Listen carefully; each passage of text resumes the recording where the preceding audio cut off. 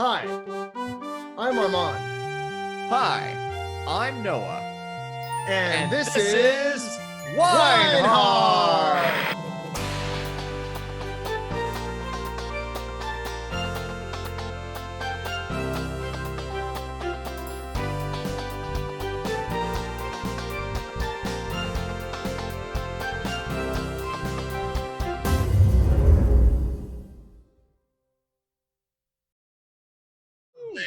Welcome back, guys. Wow, COVID times. Oh my God, Noah. Before we get started, let's introduce our guest today, man. Yeah, let's do it. All right, everybody. We were on his show all the way back in October of last year. Yep. This is CinePhobia's Jermey Pair. Woo! Yeah. Woo! Thank you for having me on the show today, gentlemen. Really appreciate it. Has it really Thanks been for being since here. October? Was I that the last know. time Oh that my we God. did that? Oh my God, it's been like a year It already. has. I think It's it's been crazy. that long. Yeah, it's This been is insane. It felt like yeah. it was only like a few months or 6 months ago at the It most, is. but wow. That's Time what just flies. coronavirus does to everybody. It gives you all a warped sense of time, right? Yep. I swear there's something wrong with the space-time continuum right now. Like the days just Oh, fly yeah. by, the weeks fly by. Like something's going on. I don't know. So today on WeinHart, we are going to be discussing the trials and tribulations of the film industry during coronavirus. Now, this has been one of the most trying times for pretty much everybody in the world. Can't think of a single industry that hasn't been affected by this in some kind of way, whether it's a positive or it's a negative. So all the way back in, at least here in America, March 13th, 2020, we locked down everything. Everything just shut down, and we were all confined to our homes until further notice. We would go out in public to get groceries, get essential items. Things have improved a little bit, but it's not the same. We're all wearing masks. We're all social distancing. We can't go to rock concerts. We can't go watch movies the same way that we used to. And it's also changed pretty much everything in the world right now.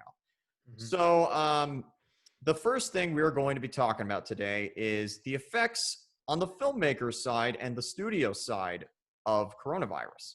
So today, one reason we loved having Jermey on today is because Jermey has been filming some movies during this pandemic. All right. Jermey, tell us a little bit about this. Oh man, well, so I've been on a few different sets so far during the pandemic. I think one of the first ones I was on was a music video that we had to go do some pickup shots for in Hollywood on Hollywood Boulevard. So yeah, that was the first instance. Most of the instances of sets that I've been on have all been small crews. Nothing super big where infection has been a big concern. But yeah, it's definitely something which is on the forefront of everybody's minds who's doing any sort of productions right now. In terms of keeping cast, crew safe. For the most part, everything that I've seen on set, everybody's been pretty diligent in terms of doing what they can. You know, these are all low budget productions. These aren't, Avatar 2. This isn't Jurassic Park, World Dominator. You know, we're not living in a bubble in New Zealand or something like that. So, Right. but, I think just trying to take as much precautions as you can. And for the most part, everybody seems to have been pretty diligent about it and doing their part. So, and what kind of guidelines they're able to follow given budget and circumstances to be able to weather this storm and still make quality material during this time. So Well, that's good to hear that everybody's taking this very seriously. And so can you tell us anything about what these music videos productions are? Or are they kind of top secret at the moment? No, nothing's top secret. One of the music videos that we worked on was for this band, and they already released the video. A couple other productions I worked on have been smaller ones. I worked on Ebola Rex just recently. Worked on Arachnadio, shooting a couple scenes for that, helping out with audio, a little bit of acting here and there. So yeah, for the most part, everybody's just trying to keep social distancing when they can, wearing masks at the times that they can. Actors as well as crew. Of course, when you're filming, none of the actors can wear masks. So just trying to keep that in mind, and also having enough hand sanitizer around. things like that, having questionnaires, checking everybody's temperature at the start of each day to make sure nobody's over a certain degrees, and if so, just trying to make plans for dealing with that. So yeah, I mean, it's tough, but at the same time, we're trying to do what we can in this industry in order to continue to make films, make television shows in the safest way that we can. With the resources that's available to us. Have there been any productions that you guys have worked on set recently where you have experienced firsthand how productions are able to deal with this? I have not. I have not done any live action work at all during this pandemic. I actually haven't done much live action work pre-pandemic too. I mean, I had done it for a while, but I had taken a bit of a break. I am currently right now in the animation field at the moment, and that entire industry, it's kind of remarkable what happened is they shifted their entire workflow to remote work, working through computers, drawing stuff, editorial, storyboarding, all that stuff is done on a computer. So every time everybody just needs to like talk or something, we just chat each other up in the group chat messages and hop on Zoom, hash out some creative ideas and things, and then just get the ball rolling. So thankfully, nobody's had to worry too much about, on that industry at least, on like going outside or wearing a mask, because we've had to just do it from home. Absolutely. And then as for myself, I was working at a marketing trailer company. So they did marketing for trailers, and I was there for a while. I was there up until April of actually this year, April of 2020. And then I got furloughed due to COVID, of course. So I'm on unemployment right now. I have, so no production before that. But I have actually, next Saturday, a week from today, I have booked I'm going to be helping a friend with a music video. This is actually going to be my first time being on set, with COVID going on. And I'm actually curious. I'm curious to see how things are going to run, what they're doing. He called me and he said, "Hey, let's go in. Do you want to come in?" And it's a one-day thing. And I said, "Yeah, sure. Let's just see what's going to happen." And that will be my first COVID set experience for a while. So nice. Yeah. Well, I hope everything goes good on it, and let us know thanks, man. Thank how it goes. But yeah, I mean, Absolutely. I understand the people who don't want to return to work right now, or people that don't want to return to set because of concerns of what's going on. And everybody's situation is different. There's people that live with grandparents. There's people that have people who are more likely to be affected by the virus, people with asthma and other underlying health conditions. So anybody who isn't able to be on set and able to work and do things right now because of concerns or whatever, I totally understand that. And I appreciate that, and I respect that. And, ideally, we would wait until things blow over and everything's fine. But, at the same time, some people have to work. Some people have to try and continue to make material. Some people, are up against deadlines, and, there's material out there that needs to be made. And as long as you do it in a safe and well thought out and planned way, then I think, you'll be successful, and you'll be able to have a good production that's free of, any infection or concerns about infection. So shifting gears a little, we're going to be talking about some of the big budget productions that have been affected by coronavirus. I mean, literally when this whole thing began, every single production I can think of hit the pause button immediately, no matter if they were in day 3 of filming, day 90 of 100 filming, day 50 of filming. They all had to just put the kibosh on it. But 6 months later, it's very interesting seeing how some of these productions have handled it as opposed to others. So the first one I'm going to talk about is the one that's probably gotten the most press recently, is the Matt Reeves Batman movie. So this movie started production in January of this year. And they, for a long time, even when coronavirus was raging and becoming just crazy and all that stuff, they actually did not shut down until Warner Brothers made every single production shut down, which was on that week, I believe, of March 13th. I'm vengeance. In between that time, Andrew Jack, their dialect coach, big dialect coach in the industry, unfortunately got it and died of COVID. They resumed filming in September for a couple of days, but they shut down again because they reported a crew member got coronavirus. And crazy enough, it was the star, Batman himself, Robert Pattinson. Wow. So, what are you guys' take on this? I was shocked. I had no idea that I Noah and I were talking about it, and we were talking about how there's a crew member on set, and I was thinking maybe it's like a gaffer or a grip or someone on the.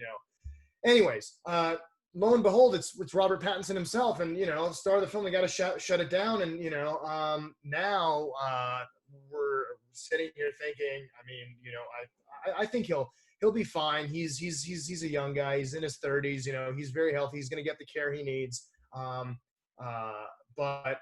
Yeah, I mean, it was just such a shocker that that he was the one who was affected with it. They were filming in London. Funny enough, Robert Pattinson, who is also in Nolan's Tenet, which is gradually releasing, he got Nolan's blessing to play Batman. He said he would do great in that, of course. So that's good to hear that. Oh yeah, that's right. I saw that.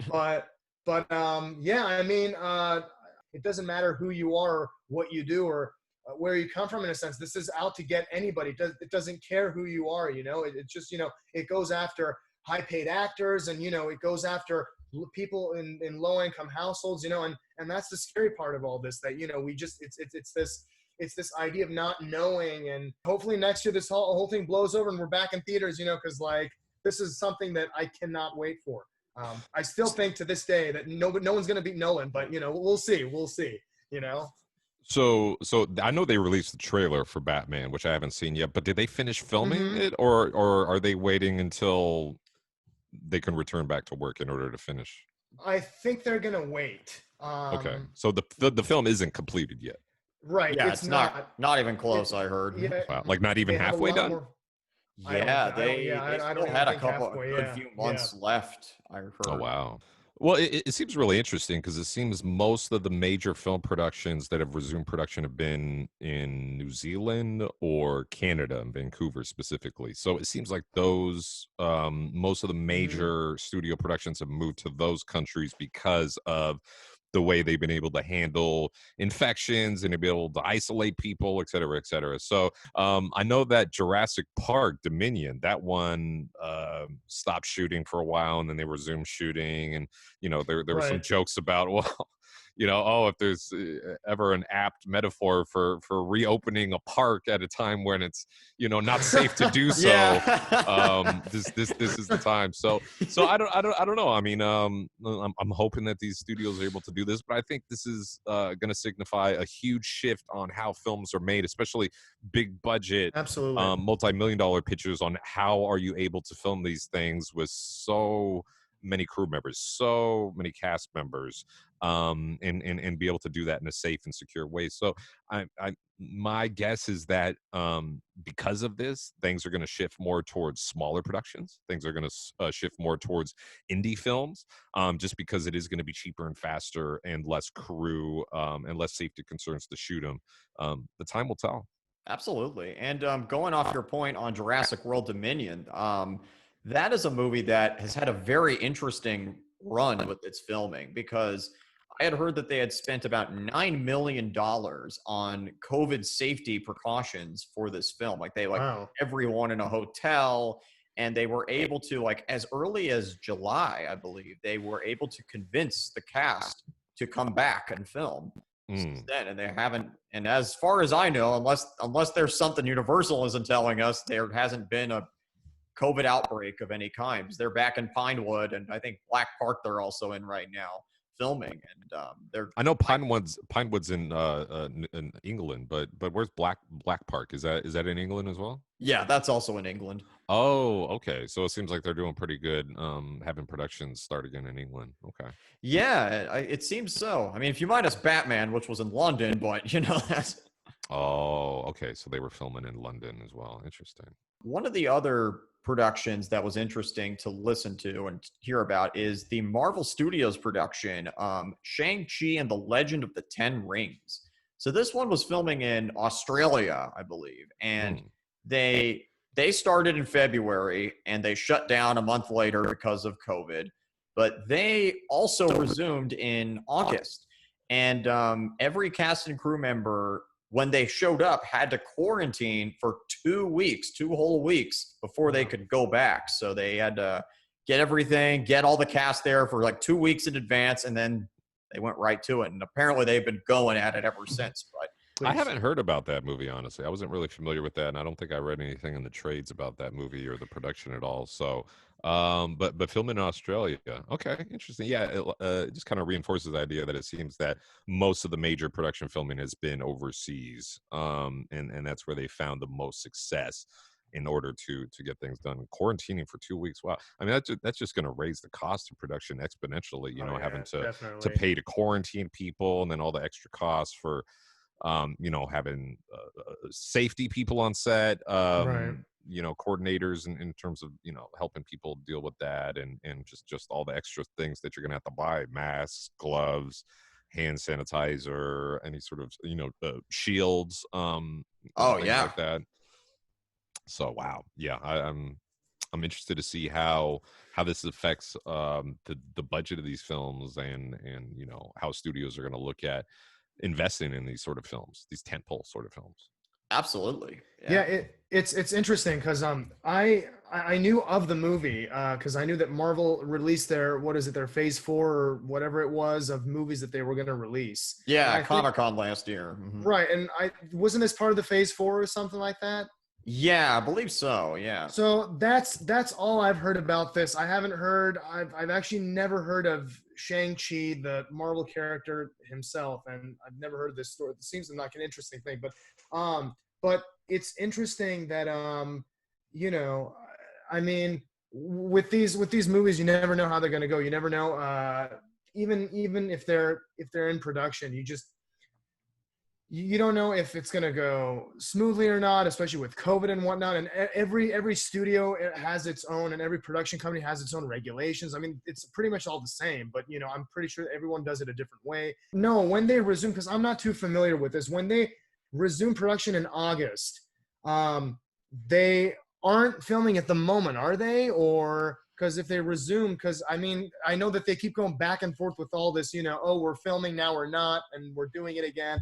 So, well, at the moment of based on what I've heard about, based on everything I've read and what I've heard, they had released that news about the COVID, about everybody coming back a while ago, about a month now. So if that is to be correct, and they haven't had any coronavirus outbreaks, I mean, Disney hasn't reported any COVID outbreaks or anything resuming filming, but if they haven't, then they should be on their way at the moment, filming in Australia. They should be going right now. Unless there's something that, the mouse isn't telling us, they could be, like, we all got COVID.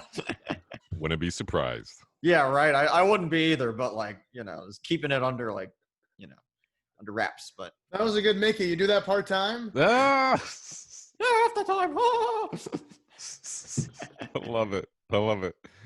To shift gears a little bit, we've all talked about the productions that kind of got fucked on this whole thing, but now I'm going to talk about the productions that just got lucky. About the most notable high-profile one is the Mandalorian Season 2. So, I mean, I'm sure everybody pretty much knows the story. This is the first Disney Plus original. It's a Star Wars series created by Jon Favreau, and season 1 is very good. It's really fun season of Star Wars, just indie kind of Star Wars filmmaking. And the big story about this season of The Mandalorian is they finished filming literally 5 days before the pandemic hit. On March 8th, they finished everything, and 5 days after that, they had to do the quarantine, lock everything down, and immediately after, according to Kathleen Kennedy, the runner of Lucasfilm, she said that the IT department at Industrial Light and Magic just set up the entire post-production team remotely from their homes. So since then, they have been doing post-production on the second season of The Mandalorian from their homes. So editing, the composer, Ludwig Göransson, has been composing the music remotely. The VFX artists have been making all those crazy creatures and ships from their homes. And it was a kind of wild ride to see that. So I'd like to hear your guys' take on that. Yeah, I didn't hear until recently that they were going to put out season 2 in October, next month, I guess. So I was like, oh, wow, I guess they finished filming and everything went fine, and, they were able to beat it. So that's interesting. That's great because, I'm sure people are going to start hurting for material and new stuff to watch here pretty soon. And a lot of people really seem to enjoy the first season of Mandalorian, as did I. So that's great. And the fact that they were able to do everything remotely is very interesting, and just shows that there's more than one way to skin a cat. The way that we were doing things before is slowly shifting, and I feel like this is going to become an ongoing trend, is that a lot of people are going to be working from home now, even productions, especially post work and stuff like that people find people are able to do remotely and from home, and still be able to do it successfully is great, and that just kind of signifies the paradigm shift. So good for them. I'm glad that they're able to get it out. I'm looking forward to season 2. Yeah. I unfortunately have not seen season 1 or 2 of The Mandalorian. I have to get Disney Plus, but no, don't do it. Don't do it. Don't do it. Nobody's seen season 2 yet, Armand. Well, except the filmmaker, but yeah, I mean, Disney Plus. I mean, the soapbox right here. I mean, there's plenty other ways to watch it without having to sign up for Disney Plus. Don't give the mouse any more money. They got enough money as it is. No, can we hear that mouse again? Yeah, let's get the mouse. No, you're taking my money. No. Oh no, my billions. Can you just do that voice for the rest of the podcast? Yeah, just answer. We're gonna ask you serious questions, serious topics about COVID, and that's how I want you to talk. Just the whole thing in Mickey Mouse. Production shut down on March 8th and then resumed. I don't know. So yeah, it's Mandalorian. To me, that has been the only Star Wars material in the last couple of years where I watched that and was like, all right, okay, I'm fully on board with this. I mean, last year when I walked out of The Fall of Skywalker, I was just like, oh dear. God. I was like, oh dear, what the hell was that? It's just, but this has been kind of a nice, refreshing take on it. I like that they've kind of gone back to their roots a little bit, and they're absolutely trying to, they're including a lot of things from the animated series Star Wars The Clone Wars, which is one of my personal favorites. They also did a Disney Plus revival of that a while back, and that was actually phenomenal what they did with that. Yeah, I really enjoyed it. I think a lot of people, the consensus is people enjoyed it much more than the new trilogy that came out, which was produced in a lot of the solo films. Not just Solo, but also Rogue One and all that other stuff. This story really lends itself to a serial format, which I think was one of the big inspirations for the series. Was these old sci-fi serials, which you would go into the theater and see a new episode each week or each month or whatever. So I think it really lent itself to it, and not as much pressure as the feature films to be successful or whatnot. And obviously, Jon Favreau's a very a talented and passionate filmmaker, which cares about the universe and the stories within it. So I'm glad that fans of Star Wars have something to latch onto with that. But yeah, many places to watch it other than Disney Plus, so don't feel like you have to get the streaming service. Thank you for that. Thank you. Very good. And right, because the last thing we want to do is give more money to the what now? The mouse. Mickey. I think I've killed that bit. Okay. Anyways, that's okay. So moving on a little bit. So we already talked a little bit about the animation industry and how they have thankfully had little to no change happen during this pandemic, where they were able to just continue all of their productions basically from their homes, from the comfort of their own homes, and do storyboarding and do editing and do Zoom chats with directors and all this kind of stuff. And they've been quite lucky in this whole process.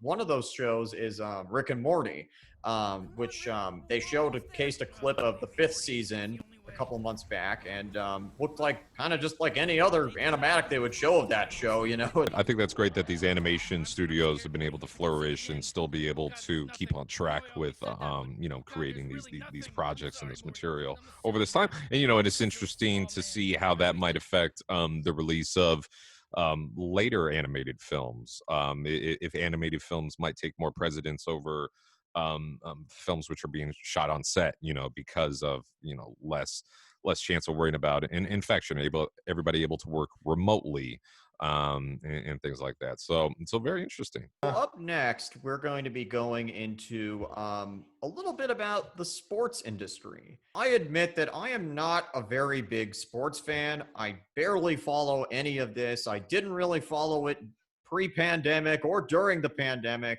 but it's very interesting to see how all of these different sports leagues have dealt with this thing, from baseball to the NBA and all this other kind of stuff. It's crazy to see that, like, they put like stuffed animals or something in the audience, Cardboard cutouts of people. Yeah. Yeah, right. It's funny that you bring up sports. So like, I'm not much of a sports guy either, but if I do watch sports, I love Super Bowl, of course, and then, you know, basketball too every now and then. And I one of my buddies was like, oh, you know, the Celtics are playing the Raptors, and this was yesterday. And he said, you got to tune in this game. I watched the game, very fun game, very cool game, but more about like how they were doing things. It was very interesting. So the audience, there was no audience. It was just a bunch of like, it was like FaceTime, you know, kind of thing, you know, where like it was like, it was, the basketball players were there, and they were, you know, of course, playing one. But I'm very, very sure that before each and every one of these games, they test them, they take their temperatures, they make sure that they're okay. Because if they're going to be sweating on each other and all that stuff, and with bodily fluids and whatnot, of course they have to be tested. And but it was interesting. It was very interesting how, I mean, it's not the same, of course, without the crowd there going, you know, yelling, and, you know, obviously. I bet Jack Nicholson's really bummed too because he can't go to those Laker games anymore, you know. But it was interesting to see how the audience was tuning in from screens from their houses, computer screens, via iPhones, you know, whatever, what have you. And it was just really, yeah, I mean, it's just, you know, it's very cool. I mean, this is the new norm, I guess. You got to find ways, man. You got to find ways to keep on keeping on. So, and they're doing it. But, yeah. So I saw him do a similar thing with the World Wrestling Federation, or whatever those guys are, whatever they call themselves. Yeah, they had like the whole digital like FaceTime, like a video of the fans like faces in the background of them wrestling. Yeah. So that was interesting. I'm in the same boat with you guys. I'm not a big sports guy. If I were to watch it, you know, I would watch some NBA games and stuff like that. But I feel like it's been interesting to see how the absence of sports has contributed to people finding other outlets for these energies and spend their time, such as the protests that we have with the Black Lives Matter recently, since we did not have a whole bunch of sports programs and people following sports and this form of circuses, you know, as they say, it's enabled people to focus more on societal issues and things going on around us, as opposed to you know, being preoccupied by what sports team is, you know, winning the championship, or what player has the most layups or whatever, stuff like that. I'm kind of anti-sports, if you guys could tell, but Oh, I feel you, man. Same here. It's been very interesting. I'm not knocking anybody that watches sports. I mean, I think it's great, especially for kids that are looking for outlets to get energy out, you know, after school and stay out of trouble and stuff like that. So that's great. I found it interesting just how the lack of sports has contributed to people being able to find outlets and things to do with their time and causes and so forth. So it's been really interesting in the way that the NBA has created bubble cities for these players and people on the team, in much the same way that you mentioned. A lot of these studios are quarantining cast and crew for weeks before they start filming. So you know, it's crazy. It's the new norm. Yeah, like we said, the theme is none of us are sports aficionados. Exactly. On to the next topic. Leave it at that. So for this part of this video, we are going to be talking about the other side of the film industry, and that is the audience. So one of the biggest things that has definitely changed, other than making the movies, is how all of us are going to be watching these movies. In some instances, it hasn't changed at all. You just tune in on Netflix and watch your favorite show, and it just shows up on time. But then there's other instances, like a Tenet instance or a Mulan instance, where they had to push these films back despite being completely done because of the pandemic. So the first thing we want to talk about is the two biggest films, which is Tenet and Mulan. Now, Tenet, which is for Warner Brothers film, Christopher Nolan, as we had discussed earlier in this, was released in theaters where it was allowed on September 3rd, this past weekend. And it was released internationally on August 31st, where theaters were allowed. Warner Brothers infamously said they are not doing a streaming release of this film until it's time to release it on DVD and Blu-ray and all that kind of stuff. And the gross release of this was about $20 million on its first weekend here in the US. And internationally, it was $126 million. So worldwide, that's about $146 million within the first weekend of this movie. They decided to break with their original plan and just decide to screen this at LA drive-in movie theaters starting yesterday, September 11th. So something to think about. I know where I'm going to be in a couple of days, but I know a lot of people that were like, "Oh, we got to drive to San Diego to go see Tenet now. Like, let's go. Who's trying to go to San Diego?" So yeah, I didn't hear about that news that they're going to start releasing them in the drive-in theaters here in Los Angeles. That's great because I know that they were missing huge markets here in LA and also New York. You know, which probably contributed to some of the low box office. right. And what a way to get people to come out of their houses and go and see movies. I think it's fantastic. I mean, we're going back to seeing movies the way our grandparents and I guess even our parents used to see it. So that's hilarious that we can kind of, people can now share an experience and sit with old grandpa and talk about, hey grandpa, so now we can share a driving experience that we both had. So I think it's not a bad thing. I think it's very interesting. I mean, I would be willing to try something out. Have you gone? Have either of you guys gone to the drive-in since the pandemic? I have never gone to a drive-in movie theater, but you guys got to change this. You guys got to change that real quick. The second movie that we'll be talking about is Mulan. And this is a very interesting case because instead of a theater release, for the most part, Disney decided to go streaming service for this. Release this on Disney Plus the same weekend that Tenet released, September 4th, with an additional $30 fee to access just this one movie. Boo. I know, yeah. In areas that did not have Disney Plus, including Thailand, Malaysia, Singapore, they did do a soft theatrical release for the movie in these areas. But for every area that had Disney Plus, they opted for a Disney Plus release of Mulan. What do you guys think about that? That's interesting. I thought that they later backpedaled and got rid of the $30 fee. I'm not sure if that was true or not, or if maybe I misread whatever article I read that from. But I thought that maybe they were getting a lot of backlash from it and they got rid of that. Regardless, yeah, I feel like if you're paying for a streaming service and you're going to charge people a fee on top of that just to see a film, that's kind of ridiculous. And I don't know how much of this strategy was based on any information Disney might have got beforehand in terms of any negative press the film was expected to receive based on, the lead actress. There's a lot of controversy from her involving her supporting Hong Kong police during the protests, which is right. They changed a lot of characters and there was a lot of different things in there that they switched up in order to do it this way. So I don't know. I haven't seen it. I have no plans on seeing it. Just from what I heard, a lot of people haven't really liked it. A lot of people have been very upset about the press involving the lead actress. So I don't know. I mean, I don't know how much of the strategy to release it online has been in anticipation of this expected backlash, or if they just really weren't expecting. They were like, well, we need to drop this somehow. So what are we gonna do? And this is the strategy they come up with. No, I agree. I think it's a bit of a foolish move. I think to charge people $30 for.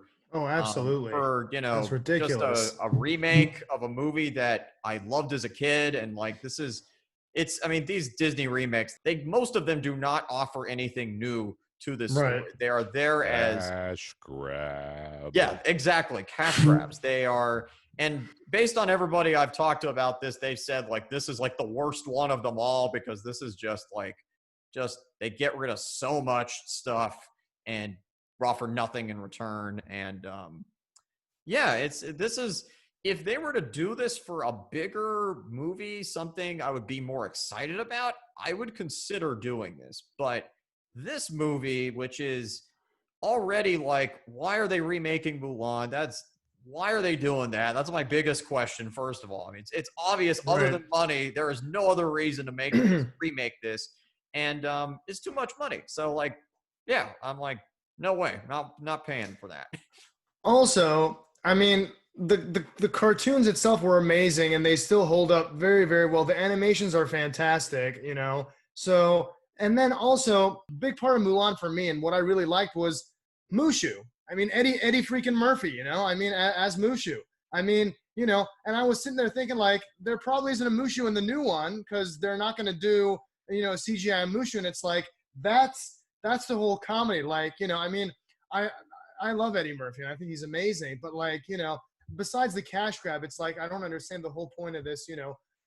Lion King itself was just, I heard people, didn't even see it, but people said it was horrible. They said they thought they were watching Animal Planet, like an episode of like, you know, just an Animal Planet episode like that. The animals look so realistic. You couldn't even tell that they were, there was no like animation, like, because when you put animations on these things, you give them character, you give them life, they just seem very generic, you know. I mean, it just yeah, looks like I only saw like 20 minutes of The Lion King, and it is literally exactly what you just said. It's like they took all the whimsical fun of the Lion King, the cartoon, Right. The Lion King, and they had these zombie-like lifeless animals. They took all the fun out of that old movie. It's like I couldn't get through it. It was awful. But so thinking about it this way, regardless of what we think of both these films, Right. which strategy do you think was the stronger strategy in this time? Was it Mulan's strategy where they decided to release it on a streaming service for a little extra of a fee? Or do you think Tenet's strategy was a better decision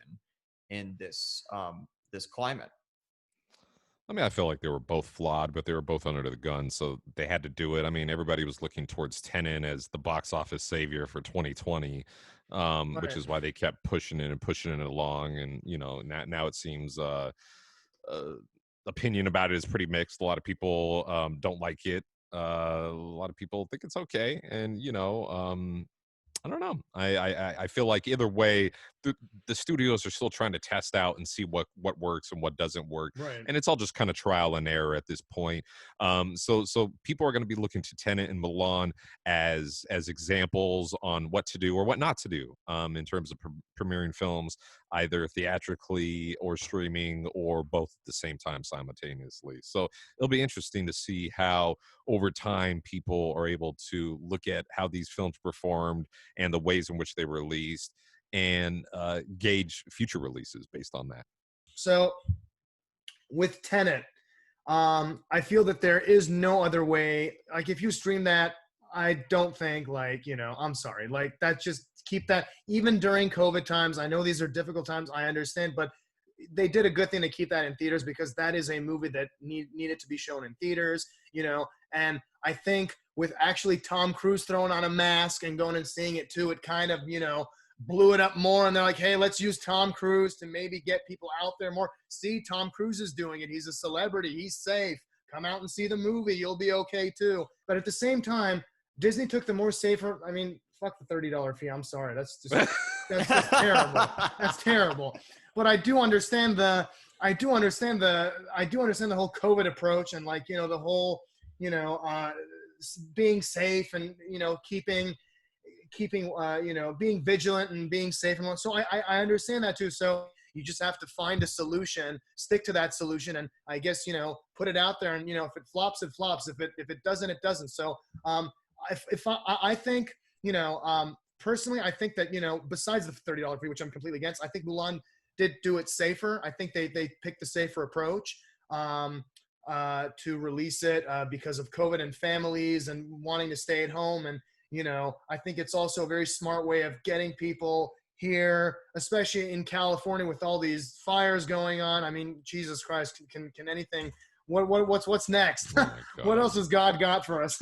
Yeah. But although I do agree with the way Tenet was released, and I also do agree with Mulan, I would have to say Mulan is the stronger strategy because right now, to me personally, I feel like safer is stronger, and I feel like if people are safe and people are alive and they're still enjoying things, which you can also be very safe to and go to the theater and enjoy Tenet too and be safe. But I'm just, I think this is a safer way of maybe viewing this thing. So I think some films lend themselves better to theatrical releases as opposed to mhm. others. Of course, like Tenet, that's something which is, it's a big universe. It's a big space. We're, Right, we're, we're dealing with a filmmaker who, his stories lend themselves to big screens. It's not something absolutely, that is going absolutely, to, uh, uh, do the film justice by watching it on an iPhone exactly, or a laptop or something like that. You're not going to have as much of a good experience as you're going to watch right, it on the big screen. But then you have absolutely, films like Milan, which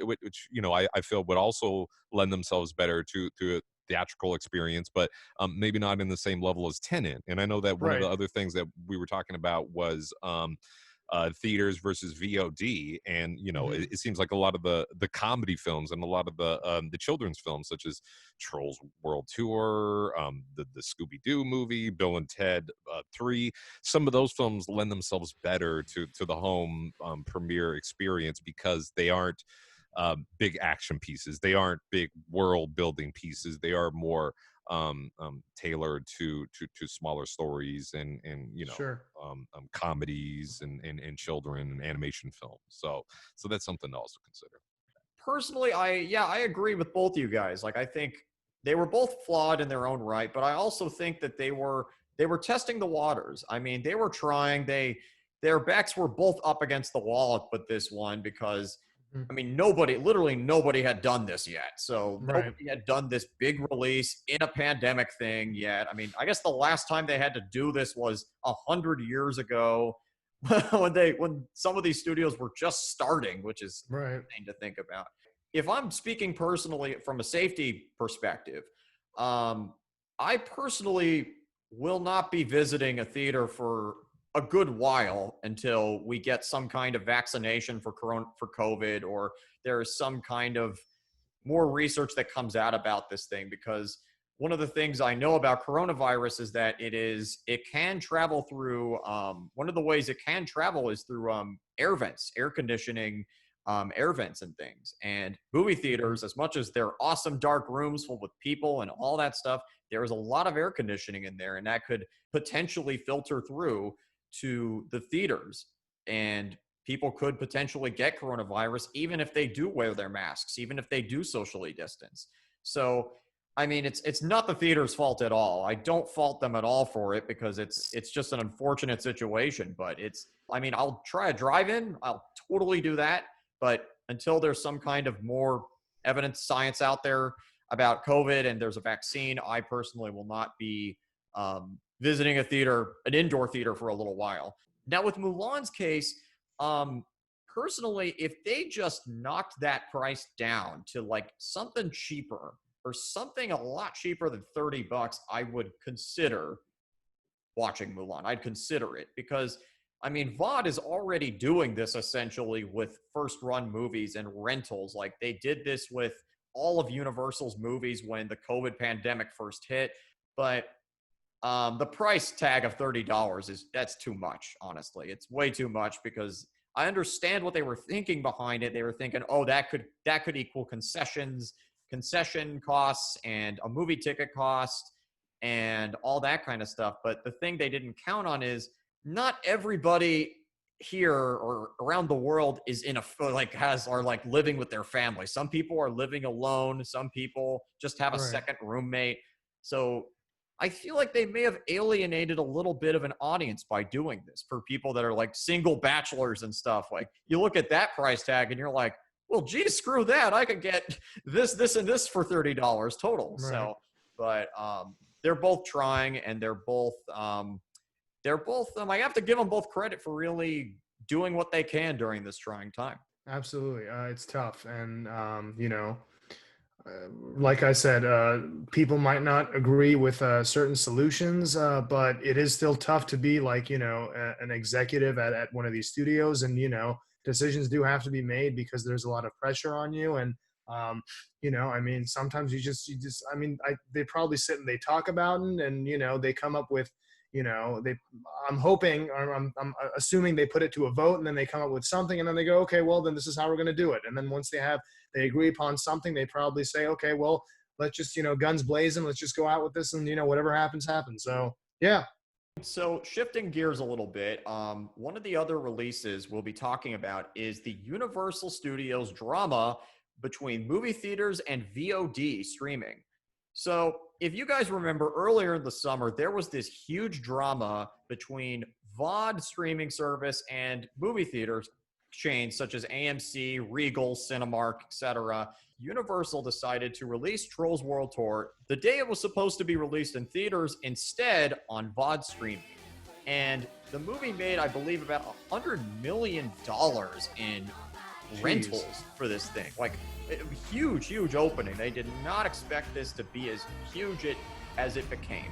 They did it, and sure enough, they made bank on it. And because of this, AMC, Regal, and Cinemark, and many other theater chains were very angry with this entire decision. Immediately, quickly, they said, okay, because of this insulting thing you just did, we are not going to show any more Universal movies in our theaters again.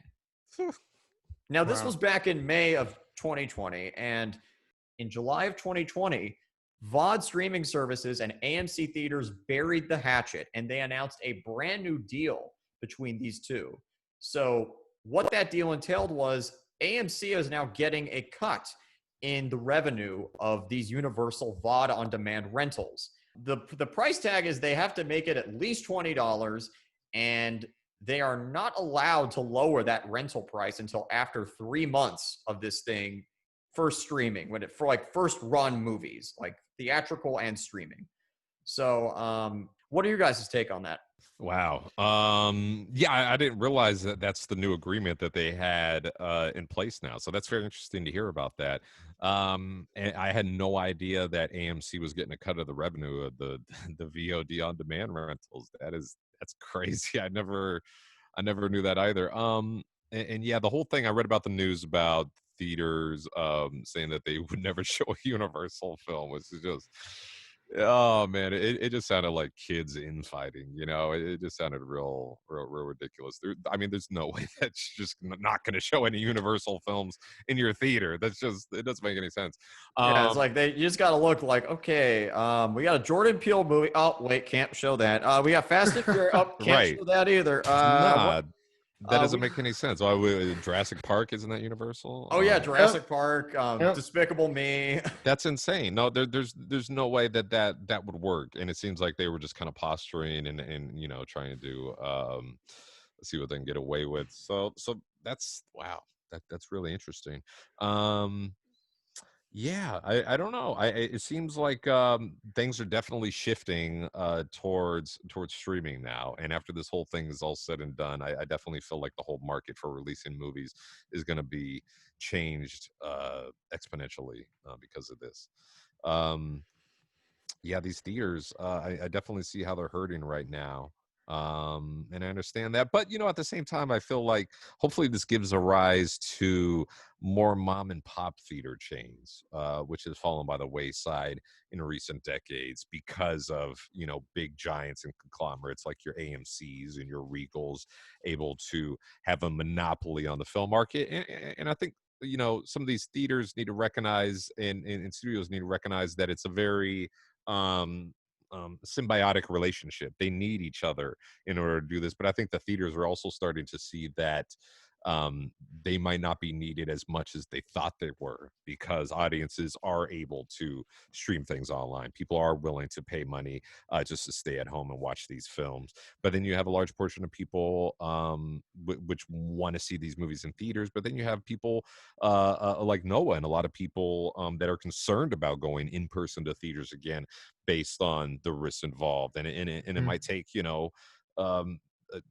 6 months, a year, years, in order for people to feel safe Yeah. doing this again. So it's really interesting. During this whole thing, I have avoided paying for any new releases that have come online. Um, but I will say that I did spring the $20 to see Bill and Ted Face the Music, because I was really excited to watch that film, and I felt like that was a movie which was, kind of needed right now, some sort of relief from all the anguish and pain and dread Right. which we experience on a daily basis because of the pandemic.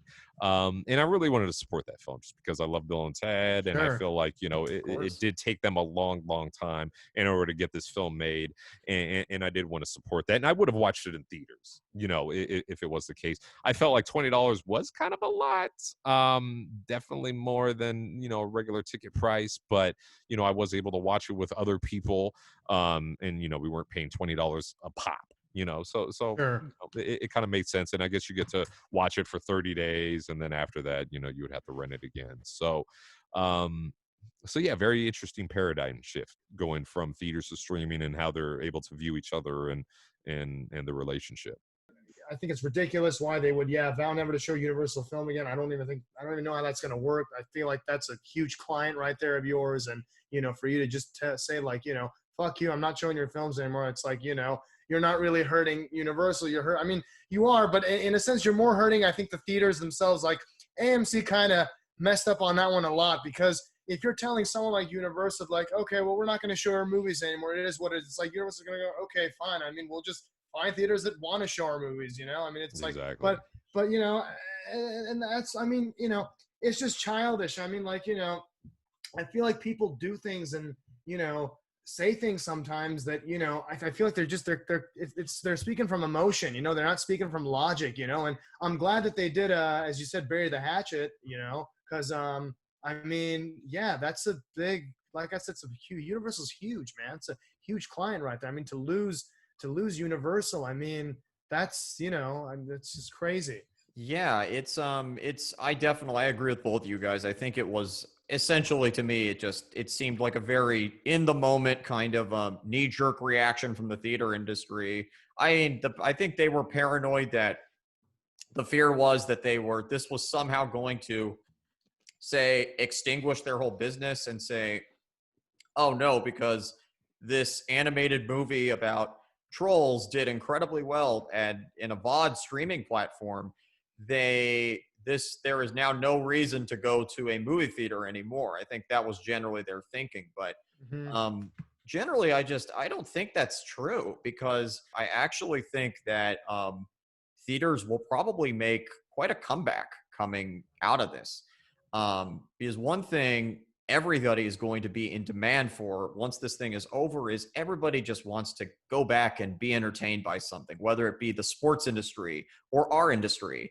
So I think that one thing that they will absolutely be aching for is going to see a movie in theaters. And there are Sure. definitely those out there that are concerned and a bit more skeptical of going back. Some people have kind of been on the decline of going to movie theaters and have gone to streaming altogether. But I think in this sense, it was kind of a best of both worlds scenario for VOD and AMC, because VOD is getting some of this, AMC is getting some of this. So that makes both of these companies kind of, go back and forth in between. Like neither one of these mediums is dying out. Streaming is becoming is a rising platform, but movies like Tenet and other big releases are making a case to say that, hey, theaters aren't dead. They will still be around, and there's a reason that all these movie theaters have just reopened in places that they can all around the country, is that people just love the experience. So, Right. but I could definitely see some kind of coexisting between streaming and theaters in the coming future, based on what we have seen now and 2021 and onward with all these movies. Because, I mean, I don't know about you guys, but that Batman trailer makes me want to hop right back into a theater and just like Oh, punch yeah. some popcorn and all that stuff and just pretend COVID's not there. But we're in a pandemic, so yeah, you know. I mean, I definitely feel like we're going to see a big shift on how movies are distributed and how people view movies in the future after this whole thing is over and done with. I know people have really been down on theaters over the past decade or so. Rising ticket prices, rising cost of concession stands, et cetera, et cetera. Parking, just the hassle of being able to go to a theater has driven people away from going to see it and more towards streaming. So that's been an ongoing trend, and I think this is only going to exacerbate that trend. More people are going to go towards streaming, and I feel like this is also going to change the kind of movies that you see released in theaters. We already have blockbusters and tentpole movies taking precedence over smaller films, dramas, comedies, et cetera. And I think you're only going to see that reinforced. Movies, blockbusters, tent poles, big budget films, superhero films are gonna still be mainly for theater viewing enjoyment. And then I feel like the more independent films, the more smaller films that don't lend themselves to the theatrical experience are gonna be more tailored for the VOD experience and people discovering those films that way. Right, and like niche screenings at like the New Beverly or the Egyptian or one Yeah, of the those kinds of. Lemley or things like that. And hopefully we will see more theaters like that popping up. You know, hopefully we do see older films have seen a huge resurgence, especially at drive-ins during this time. You see the box office. Oh, Empire Strikes Back was like #1 at the box office for like, 1 week or something like that. Oh yeah, that's years right. and years after it was made. So it's interesting to see that there is a wide audience for people that want to go see older films in the theater. That want to see them on the big screen. So I feel like that is going to be an ongoing trend, and maybe you will start to see more of that. Maybe people will be more willing to go see an Empire Strikes Back or a Jaws at a movie theater or at a drive-in as opposed to a Trolls or a Bill and Ted. Most of the movies that I went to go see at the theater pre-pandemic were older films at the New Beverly, films which I either have seen before or I've never seen before and was just interested in seeing. Just because filmmaking is different. The kind of films that come out is different now, and I think this lack of new films coming out has given people the chance, and also the like I said, the sense of familiarity you get with watching older films has given people the chance to go back and watch these films, and maybe even films which they never had a chance to watch before because of just the amount of new material and shows and streaming stuff coming out every week, every month, over and over. It's given us a kind of a chance to take a breather and go back and look at some of these films and discover things which we weren't able to discover before. I've gone back and over this period of time and watched a lot of films which I've seen before or I've never seen before, which are older, and I've learned to appreciate, and oh wow, like this is interesting. Like I might not have gone back and watched this if it weren't for the set of circumstances where there is a lack of new films and new things to watch. So I relate so much to that, Jeremy. I this whole pandemic I've been doing a catch up of watching movies that I either missed a while back or just old classics that I had to see for a good while. And I've seen quite a few movies during this whole pandemic. Like I finally saw Children of Men for the first time many months ago, and it's powerful. It's amazing. The best movies I've ever seen. And Silence of the Lambs, which was on Netflix, I never had gotten around, but I finally saw that a few months back, and also just like mesmerizing. Anthony Hopkins is brilliant. The directing is brilliant. The action is brilliant, and it's one of the best movies I've ever seen for me. There's LA Confidential. I watched that movie, and I love that. And The Player, another film. And Memento, Christopher Nolan's Memento. I watched that. That was fantastic as well. So good. Memento's so good. Oh my god. Exactly. There's a silver lining to it all. So I implore everybody out there, listeners, audiences, go check out some older flicks. Go check out some stuff which has been on your list for a while, which you just haven't gotten around to. Now's the time. Catch up. That book which you've been meaning to read, go read it. That script which you've been meaning to write, go write that script. Now's the best time to get it done. And I know, things are difficult right now. People are trying to grapple with a lot of different things. But if you do find that you have the inspiration and you do have the time to do it, definitely take advantage of this time. to conclude this podcast or YouTube video or whatever this is going to turn into, the industry is slowly beginning to return in these times. We're about six and a half months into this pandemic, and we are starting to just now figure out new ways to release movies, whether it be theatrically, whether it be digitally. And throughout all this, we don't know how this is going to end. We don't know when it will end. But what we can do is keep on going on and keep entertaining till we can't. So, Amen. So, Amen, indeed. So, Jeremy, do you have any plugs? Is there any awesome things coming up you'd like to talk about before we wrap on up? Yeah, I got so many plugs. Okay, first off, Go let me for it. plug Let's let me hear plug the CinePhobia podcast, which I had you guys on an episode of one time, where we talked about censorship.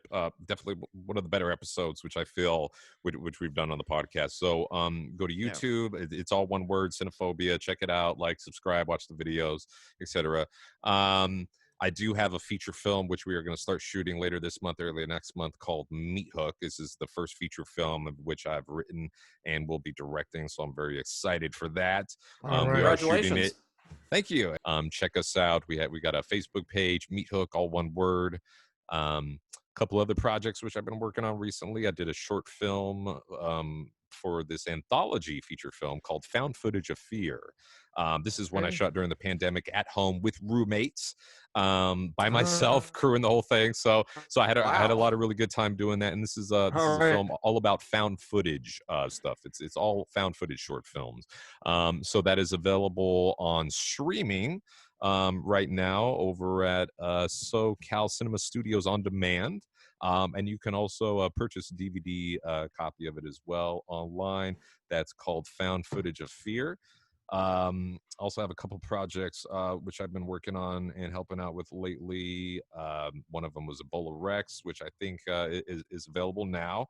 I helped out with filming on Arachnado, which should be dropping soon. I also helped out with filming the documentary Sticky Floors and Stale Popcorn, which is all about grindhouse movies in the 60s, 70s, 80s, etc., which should be coming out soon as well. Also have two short films which are currently going around the film festival circuit. One of them is A Creature is Stirring, and another one is Among the Mistletoe. So I'm really excited to be having those films at different film festivals. Hopefully COVID doesn't impact the in-person screenings too much. So I'm looking forward to getting lots of awards and laurels from that. So yeah, definitely go check out the podcast. Go check out all the Facebook page, Found Footage of Fear. I also got a short film on Amazon Prime called Golden Age. If you guys are able to check that out, it's kind of like Pleasantville. So if you guys really enjoyed the film Pleasantville, you might get a kick out of that. So yeah, those are all basically the big projects I've been working on so far. Fantastic. Well, thank you so much again, Jeremy, for being on. Yes, thank you so much, man. Really appreciate it. Always a pleasure. Always a pleasure. Oh, the pleasure is all mine, gentlemen. Thank you for inviting me on. I know we've been trying to get this to work for a while. You know, with the pandemic, we were planning some things. But I'm glad we're able to work it out. I know we did it. We finally did it. Woo. We did it, man. So to wrap up, I'm Noah Weinstein. I'm Armand Hartoonian, and this is WeinHart. All right, guys, take care. Stay safe out there. Stay safe out there. Yes.